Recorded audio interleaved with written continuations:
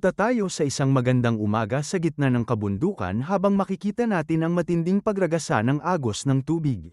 Dito mapapansin natin ang pagdating ng hukbo ng Murim Alliance kung saan napasabi ang isang batang lalaki sa kanyang tiyuhin na siyang kanilang general na si Jagal na mukhang sila ay nagawang makarating sa kanilang pakay na lugar.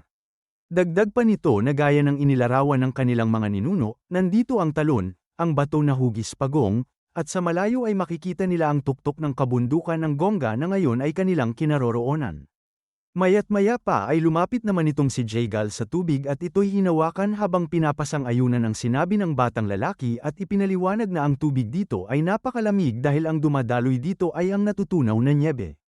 At dahil nagawa nilang makarating sa kanilang pakay na lugar ay agad na nag-utos itong general sa kanyang mga tauhan na maghintay lang dito habang sa pamangkin niya naman na si Chon ay manatili sa kanyang tabi at sumunod sa kanya ng mabuti, na kanila namang sinunod.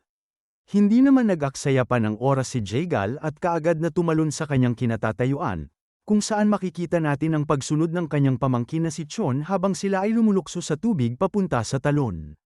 Makalipas ng ilang sandali ay nagawa naman nilang maabot ang kanilang pakay na lokasyon, kaya ipinaliwanag ni Jagal sa batang lalaki na lampas sa hugis pagong na bato at pagkatapos nilang umakyat sa gilid ng bangin ay mayroong dapat na pasukan ng isang kuweba sa tabi ng hugis kamaong bato. Kaya napasabi naman itong si Chon na ito ay perpektong tumutugma sa kanyang mga sinabi. Tumango naman ang dalawa sa isa't isa dahil mukhang ito ang tamang lugar. Subalit bago sila tuluyang pumasok ay inutusan ng general ang batang lalaki na siya ay sumunod lang sa kanyang likuran habang siya ay ang mauuna, na kanya namang naunawaan. Pumasok naman ang dalawa sa loob ng kuweba, kung saan makikita natin ang kanilang pagpapatuloy sa kanilang paglalakbay. Makalipas ng ilang minuto ay nagawa naman nilang maabot ang dulo ng kuweba kaya makikita natin ang labis na pagkamangha sa mukha ni Jagal sa kanyang nakikita. Dito ay mapapansin natin ang isang butas sa kisame ng kuweba na siyang nagbibigay ng ilaw sa buong paligid, habang sa ibaba naman ito ay mga tumpok ng bato na napapaligiran ng iba't ibang bulaklak at halaman. At dahil sa ganda ng lugar, nasabi ni Chon na hindi niya lubos maisip na mayroong ganito kagandang tanawin sa loob ng kuweba, at ito ay talagang napaka-misteryoso. Habang sila ay naglalakad sa paligid ay pinasang-ayunan naman ito ni Jagal at nasabi na ito ay perpektong lugar para umunlad ang mga spiritual herbs. Maya't maya pa ay nagawa namang matigilan ng general dahil nagawa niyang mapansin ang kanilang hinahanap, ito ay ang halaman na tinatawag na 100 years no ginseng, isang spiritual herb na nagawang mahigop ang matinding yin energy. Dahil sa kanilang nadiskubre ay nagawa namang masabi ni Chon na ngayon ay kinakailangan na lang nila itong ipagpalit sa spiritual herb ng angka ng Namgung na tinatawag na Dark Fleece Flower, na pinasang-ayunan naman ni Jagal dahil magagawa nitong mapagaling ang naputol na meridian ng batang babae ng angka ng Namgung at kasabay nito ay magagawa nilang makuha ang 200 taong Dark Fleece Flower. Nagawa namang lumahod ng general para ito ay simulang kunin, subalit nang sinusubukan niya na itong abutin para hugutin sa lupa ay bigla namang naagaw ang kanyang atensyon sa pagkabahala dahil sa isang bigla na lang sumulpot na kakaibang tunog. Kasunod nito ay ang biglang pagtalo ng isang bagay papunta sa kanya galing sa bato para siya ay atakihin na kanyang ikinagulat dahil ito ay kanyang hindi inaasahan. Ngunit bago pa man siya maabot nitong bagay ay nagawa niya naman itong maharang gamit ng kanyang hawak na pamaypay. Ang tagpong ito ay ikinabahala naman ng kanyang pamangkin, kaya natanong ni Chon sa kanyang tiyuhin kung siya ba ay maayos lang.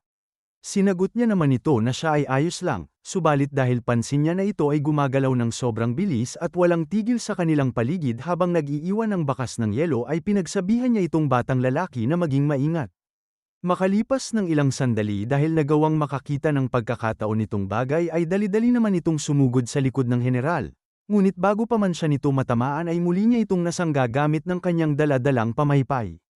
Nagulat naman siya ng husto sa kanyang napapansin, ito ay dahil ang kanyang pamaypay ay nagawang mapalibutan ng yelo dahil sa ginawa nitong pag-atake kaya siya ay napatanong kung ito ba ay isang frozen chi. At dahil huminto na ang pag-atake sa kanila ay dali-dali namang lumapit si Chon sa kanyang tiyuhin para tanungin kung ano itong bagay. Na kanya namang sinagot na ito ay isang butiki, na ipinagtaka naman ng batang lalaki kaya muli niya itong natanong. Ipinaliwanag naman sa kanya ni Jagal na ito ay isang kulay asul na butiki. Bumalik naman tayo sa kasalukuyan habang labis ang pagkabigla ni Soryong dahil sa ikinwento sa kanila ng general, ito ay dahil ang isang butiki na mayroong natural na kulay asul ay isang napakabihirang nilalang. Dahil dito ay nasabi ng matandang patriarka na ang mga butiki ay hindi nakalalason kaya natanong nito sa kanya kung nakakasigurado ba siya na ito ay ligtas. Na kanya lang na sinagot habang nagniningning ang mga mata at naglalaway ng husto na ito ay hindi problema. Ito ay dahil ang mga butiki ay nagdadala ng nakalalasong chi sa kanilang mga mata. Ito'y namamangha namang sinagot ng matandang patriarka na wala siyang ideya patungkol dito pero ito ay kanyang pinasasang-ayunan. Natuwa naman ng husto itong general habang napapaisip na tunay ngang kakaiba itong ating bida. Kanya namang nasabi na kung magkakaroon siya ng panibagong impormasyon patungkol sa ibang nakalalasong nilalang, pinapangako niya na si Soryong ang unang makakaalam. Nalabis niya namang ikinatuwa kaya nagpasalamat siya ng husto sa general ng hukbo ng Murim Alliance. At dito nagpapatuloy ang gabi at nagtatapos ang kanilang pagpupulong sa ngayong araw sa teritoryo ng Angkan ng Tang. Sa sumunod na araw ay makikita naman natin ang pagbabalik ng patriarka kung saan natataranta nitong hinanap ang kanyang manugang na si Soryong matapos nitong mabuksan ang pintuan. Naagaw naman ang atensyon ng mga nasa loob ng silid sa kanyang biglang pagpasok, at ang kanyang pagdating ay ikinatuwa naman ng kanyang anak na si Hwayun. Subalit hindi niya ito pinansin at unang tinungo si Soryong. Kung saan habang hawak-hawak niya ito sa kanyang ulo ay kanyang nag-aalalang na tanong kung maayos lang ba ang kanyang pakiramdam, na kanya namang sinagot sa kanyang biyenan na siya ay maayos lang. Kanya namang may tuwang ikinwento na nagawa niyang magising matapos ng 10 araw nang mayroong mga peklat sa kanyang mga kamay dahil sa mga kagat ng ahas, na labis namang ikinagalit ng patriarka at hindi mapaniwalaan. Bigla naman siyang natigilan dahil nagawa niyang maalala ang patungkol sa kanyang anak. Kaya dali-dali siyang napalingon at pasigaw na natanong kung maayos lang ba si Hwayun ngunit pinagsabihan lang siya nito na siya ay kumalma. Isinaad niya na siya ay maayos lang dahil siya ay nasagip ni Soryong kasama ng ibang miyembro ng kanilang pamilya, at ito ay pinasang-ayunan din ng matandang patriarka sa pagsasabi na ang ating bida ay tunay na may nagawang bagay na nakakamangha. Kanya namang may panunuksong na tanong kung ang kanya bang sinabi ulit pagkatapos nitong mapatumba ang elder ng blood cult na ang natural niyang kaaway ay siya. Na may pagmamalaki namang sinagot ni Hwayun na ang kanyang eksaktong sinabi ay siya ay ang kanyang natural na kalaban. Ang sinabi nito ay labis na ipinagtaka ng patriarka habang ikinahiya naman ito ng ating bida kaya namula ang kanyang pisngi at napakamot na lang siya dito. Sinubukan niya namang magpaliwanag na ito ay nangyari lamang dahil nagkataon lang na ang kanyang plano ay gumana ng mabuti, subalit natutuwang isinaad ng matandang patriarka na dahil dito ay nagawa nilang malaman ang kahinaan ng blood cult kaya mas lalo itong ikinahiya ni Soryong. Inagaw naman ni Jaegal ang atensyon ng patriarka sa pag-angat ng kanyang isang kamay at natutuwang pagsabi na siya rin ay nandito. Ito'y ikinagulat naman ng lalaki kaya siya ay kaagad niyang kinamusta. Napansin naman ng dalawang bata ang kanilang pagkamayan habang sinasabi ng patriarka na simula noong mapunta itong si Jaegal sa mataas na posisyon ay hindi na nilang nagawang makapag-usap at ngayon lang sila muling nagkita dahil sa mga kaganapan, kaya nanghingi ng kapatawaran ang general dahil dito. At dahil pansin ni Soryong na mukhang pamilyar ang dalawa sa isa't isa, ipinaliwanag ni Hwayun sa ating bida na ito ay dahil silang dalawa ay matalik na magkaibigan noong sila ay mga bata pa lamang. Na kanya namang hindi inaasahan kaya naguluhan ang isipan nito. Inanyayahan naman ni Jaegal na umupo ang patriarka dahil marami silang bagay na pag-uusapan simula sa blood cult, na kanya namang agad na tinanggap. Dagdag pa nitong nasabi na silang dalawa ni Hwayun at Soryong ay umupo din dahil kinakailangan nila itong mas detalyadong talakayin, na pinasang-ayunan naman kaagad ng batang lalaki. Maya't maya pa makalipas ng ilang minuto habang ang grupo ay nakaupo sa lamesa ay natanong ng patriarka kay Jaegal kung kamusta ang progreso ng paghahanap nila sa secret agent.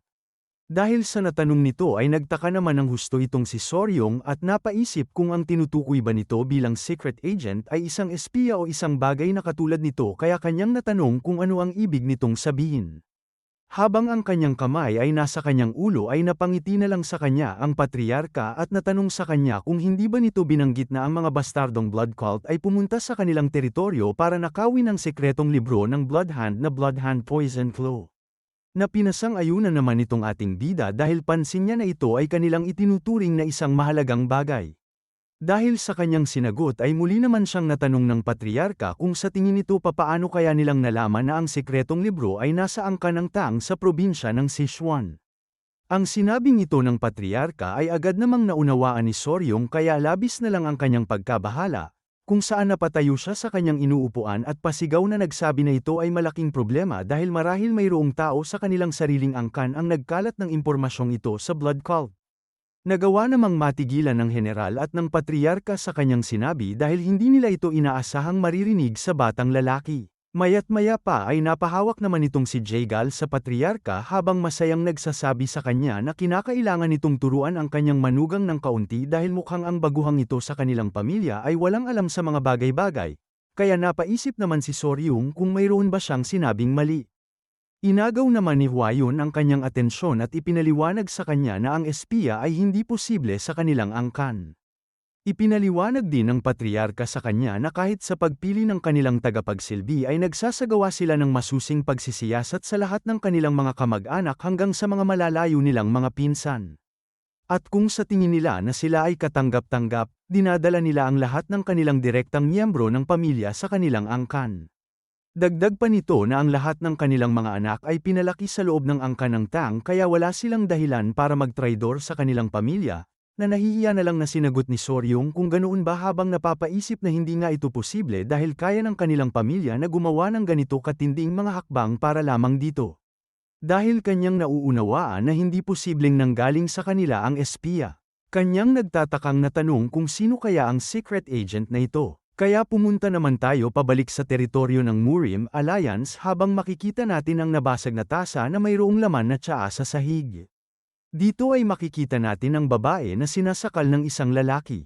At ang magandang babaeng ito na tagapagsilbi na siyang espiya ng blood cult ay walang iba kundi ang babaeng tagapagsilbi mismo ng Murim Alliance leader na si Ju Junghak na ngayon ay napupuno ng matinding galit sa kanyang pagtataksil. Habang nakaangat ang kanyang daliri, ipinaliwanag naman ni Jagal na sa loob ng kanilang alyansa ay mayroon lamang 3 tao ang nakakaalam ng patungkol sa sekretong libro. At sa ngayon ay malamang nahuli na siya ng kanilang alliance leader. Samantala, habang umaayos na ang sitwasyon sa angkan ng Tang, mayroong hindi inaasahang bisita ang dumating sa kanilang teritoryo. Kung saan makikita natin ang gwardya sa kanilang pasukan na pinagpapawisan ng husto habang nakatingala sa isang malaking lalaki na nasa kanyang harapan habang nagsasabi na siya ay nakarating din dito sa wakas.